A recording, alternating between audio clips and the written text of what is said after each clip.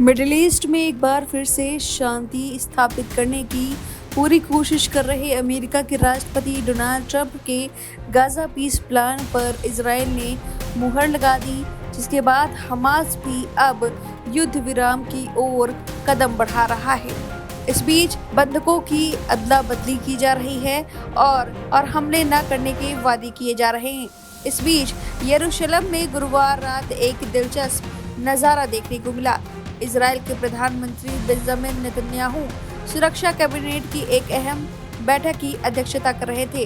Agenda बेहद गंभीर था। गाजा में सीजफायर और बंधकों की रिहाई पर बड़ा फैसला होना था, लेकिन अचानक नेतन्याहू ने बैठक रोक दी। वजह क्या थी? वजह थी भारत के प्रधानमंत्री नरेंद्र मोदी का एक फोन कॉल। नेतन्याहू ने अपने सारे मंत्री और अफसर कुछ मिनटों के लिए इंतजार में छोड़ दिए ताकि वो सीधे प्रधानमंत्री से बात कर सके।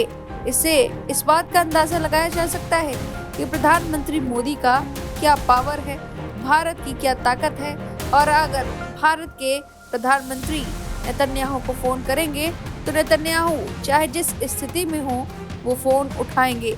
उन्होंने अपनी इम्पोर्टेंट मीटिंग छोड़ दी और पीएम मोदी से बातचीत की। ये बातचीत लगभग 10 मिनट तक चली, लेकिन उसका असर अब दोनों देशों के रिश्तों पर साफ दिख रहा है। टाइम्स ऑफ इजराइल की रिपोर्ट की माने तो इजरायली प्रधानमंत्री कार्यालय की ओर से जारी बयान में कहा गया कि प्रधानमंत्री नेतन्याहू ने गाजा में युद्ध विराम और बंधकों की रिहाई पर चर्चा के दौरान प्रधानमंत्री मोदी का फोन रिसीव किया। मोदी ने उन्हें इस समझौते पर बधाई दी और कहा कि भारत इस मानवीय प्रयास का समर्थन करता है। बयान में आगे लिखा गया कि मोदी ने नेतन्याहू को करीबी दोस्त बताया और कहा कि भारत इजराइल की दोस्ती हर परिस्थिति में मजबूत रहेगी। नेतन्याहू ने भी पीएम मोदी का आभार जताते हुए कहा कि वो भारत के साथ मिलकर काम जारी रखना चाहते हैं। इस बातचीत के तुरंत बाद पीएम मोदी ने एक्स पर पोस्ट भी किया। उन्होंने लिखा कि मैंने अपने मित्र प्रधानमंत्री नेतन्याहू को फोन करके गाजा शांति योजना में हुई प्रगति पर बधाई दी।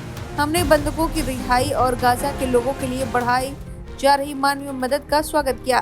मैंने दोहराया कि आतंकवाद किसी भी रूप में और कहीं भी स्वीकार नहीं किया जाएगा। मोदी के इस ट्वीट को कुछ ही मिनटों में लाखों व्यूज मिले और अंतर्राष्ट्रीय मीडिया ने इसे हाथों हाथ लिया। कई विश्लेषकों ने कहा कि बातचीत इस बात का संकेत दे रही है कि भारत अब पश्चिमी एशिया की राजनीति में एक संतुलित लेकिन प्रभावी भूमिका निभा रहा है।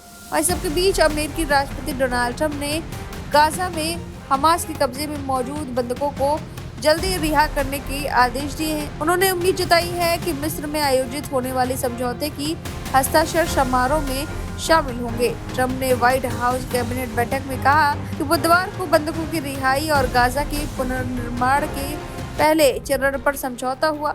हमास 72 घंटे के संघर्ष विराम के बाद 20 बचे बंधकों को एक साथ रिहा करेगा।